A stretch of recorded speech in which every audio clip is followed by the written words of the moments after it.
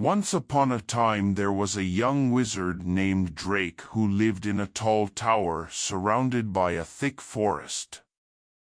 Drake was still learning how to control his magic spells and often made mistakes. One day Drake was looking through his great book of dragon spells. He found a spell that looked very fun. It was a spell to turn himself into a dragon. Drake read the spell out loud and was instantly transformed into a large green dragon with huge wings. At first Drake enjoyed flying around breathing fire, but soon realized how much trouble his new dragon body was causing. He knocked over his shelves and smashed bottles, he burned books with his fire breath, and his large wings knocked holes in the walls. Drake needed to change himself back into a wizard fast before he destroyed his whole tower.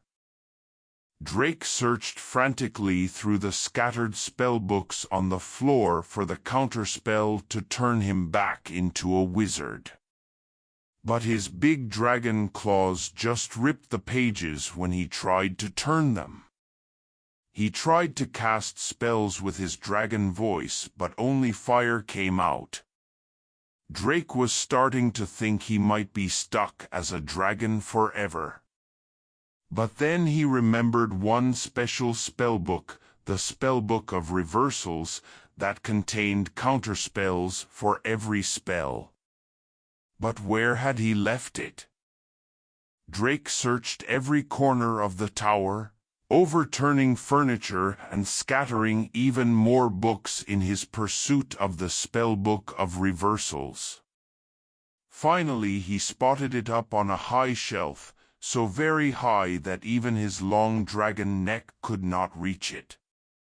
He flapped his wings in frustration. How could he get it down? The tiny book was his only hope to regain his wizard body.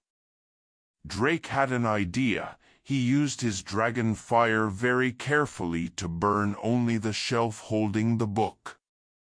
The shelf crumbled and the book tumbled down right into his claws.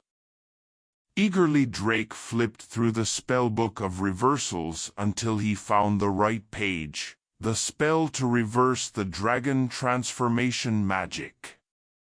He carefully sounded out the magical words in his rumbling dragon voice. There was a loud bang and a puff of purple smoke. When it cleared, Drake found with relief that he was back in his normal wizard body. He looked around at the destruction his dragon form had caused, but he was just glad to have his hands and voice back so he could now properly clean up. What an adventure! Drake had learned his lesson about casting spells before he was ready. From then on he was much more careful when practicing new magic.